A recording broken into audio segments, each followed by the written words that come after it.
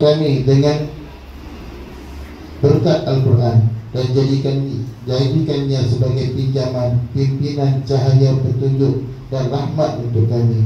Ya Allah, ingatkanlah kami apa yang telah kami lupakan daripada Al-Quran, dan ajarlah kami dengan apa yang kami tidak tahu tentang isi Al-Quran, dan gunakanlah kami keupayaan untuk membacanya pada waktu malam dan siang, dan jadikanlah Al-Quran sebagai hujah untuk kami. Wahai Tuhan pemelihara sekalian alam, ya Allah, ya Tuhan kami, hiaskanlah kami dengan Al-Quran dan sulitkanlah kami dengan ketinggian martabat Al-Quran.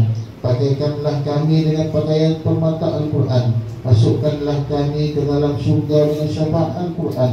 Selamatkanlah kami dengan segala benarlah Al-Quran semasa hidup kami di dunia sebagai rakan dan di dalam kubur sebagai kawan yang mesra, pada hari kiamat sebagai pembantu, sebagai cahaya penyuluh, semasa menuju ke surga sebagai teman, dan sebagai penghadang dan pendinding daripada api neraka.